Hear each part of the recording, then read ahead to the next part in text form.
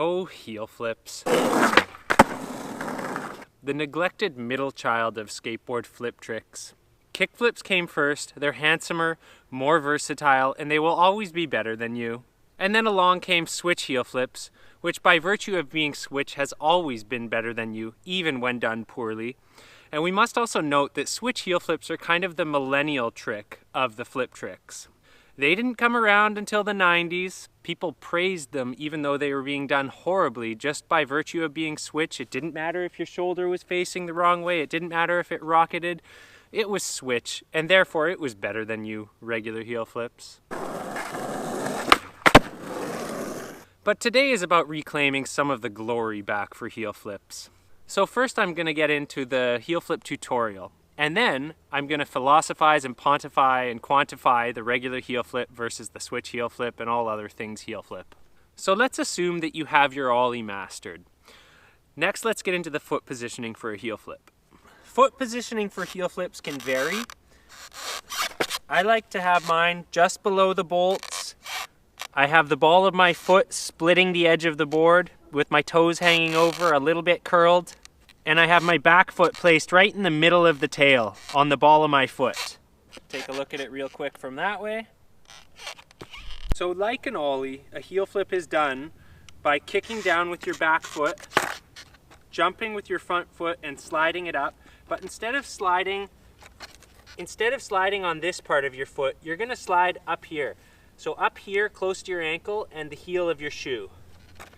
And you're going to fold it over and it's just going to go up and boom, ideally off the nose. Going off of the nose really helps you get that extra oomph. When I first started trying heel flips, I thought it was kick down with your back foot and then kick down like that. So you sort of get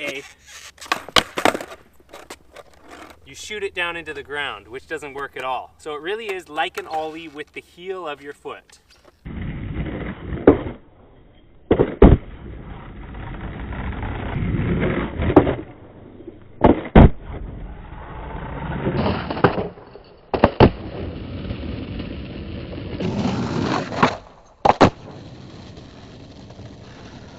So unlike a kickflip, I would say I primarily land on a heel flip with both feet at the same time. It kind of grips my foot and sucks up to both my feet at the same time.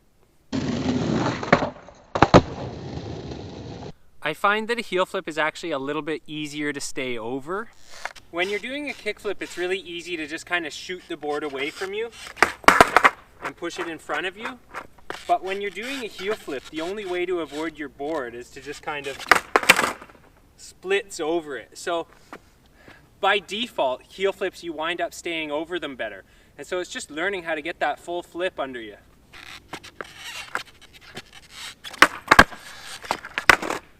It is easier to do it moving. You'll notice I'm kind of struggling and hopping around when trying to do it in one spot. So just roll real slow and give it a whirl.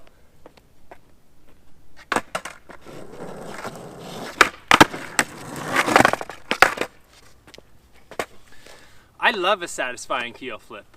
It's one of the few tricks I can do before my ankle is actually warmed up properly. So that's probably all the tips I can give you on how to do a heel flip, but I also want to talk about why the heel flip is kind of an obscure trick. And I have two theories for this. The first is that the heel flip is kind of a beginner trick. You learn it right after kick flips usually, so it's a beginner trick and easy to put back in the vaults once you've already got them. And it's also less versatile than kick flips. It's harder to do down stuff, it's harder to do into stuff. Generally, you don't see a lot of people that are better at heel flips than kick flips. So I think for that reason, the regular footed heel flip is not a very popular trick. We just store it in the back of our minds and forget about it. That's a trick I can do, but we never really master it and start taking it down stuff because it's less predictable than a kick flip.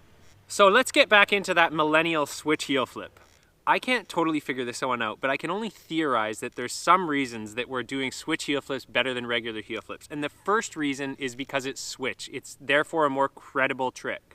Another possible reason would be that it's very similar to a nollie heel flip, which is a power trick in my opinion. One of these days I'm going to start classifying tricks into power tricks.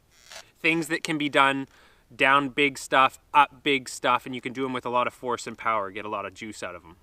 Now there's another reason that I do not have the education to prove, But there is so many people better at switch heel flips than regular heel flips. I do wonder if using our back foot, the one that we use for ollieing the most, the one that we use for pushing the most, also strengthens a group of muscles that helps us get a really solid switch heel flick. Because I'm much more comfortable and confident with the switch heel. Now, of course, again, there's the obvious reason that I do way more of them. But I do think that it's so common to be better at switch heel flips that I think it's a little more than coincidence. There must be something to do with the way we strengthen that ankle that helps flick well.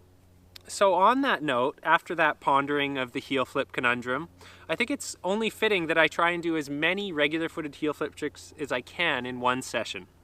Really quickly, I want to say thanks for watching. If you liked this video, share it. I'm at 5% battery. Now let's try and bang out as many tricks as I can before this battery dies.